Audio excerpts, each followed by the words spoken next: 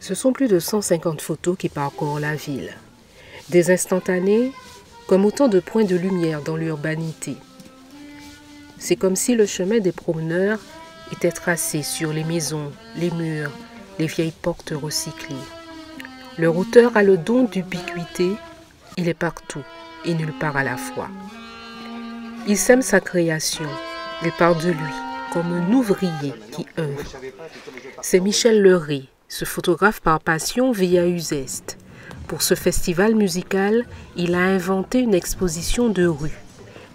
Michel découvre ce festival en 1978, c'est le coup de foudre.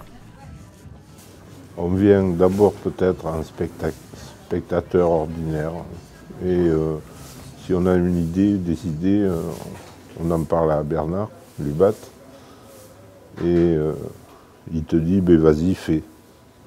Et donc c'est ce que j'ai fait. J'ai fait des photos depuis 89 et un jour, mais enfin, il a fallu que j'attende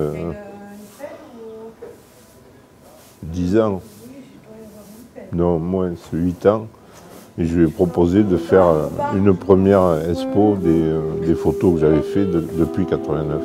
Ces clichés ont cette particularité d'être en cadre. En fait, elles remplissent l'atmosphère du lieu. L'ouvrier voit le cadre comme une restriction. Il s'en libère.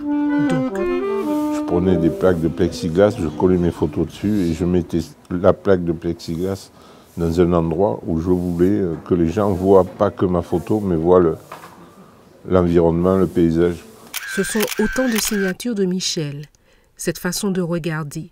Il saisit l'autre dans son moment. Une expression, une attitude va provoquer le déclenchement. Mon regard, c'est les gens. Ouais, c'est l'autre. C'est choper. C'est leur voler peut-être. Leur voler un instant d'émotion, de joie ou de tristesse. Parce que ça arrive. À tel point que l'artiste parle de vol. Moi, je fais des photos d'eux, je ne leur demande pas la permission. Donc, on pourrait dire... Enfin, il y a des gens qui disent que c'est un vol d'image, et c'est un vol parce qu'aussi j'utilise ces images sans leur demander forcément l'autorisation de les utiliser.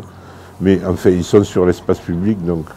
Les murs, les photographies accolées aux murs sont autant de lieux mémoire qui renferment des souvenirs collectifs ou des souvenirs particuliers. Les murs des anciens.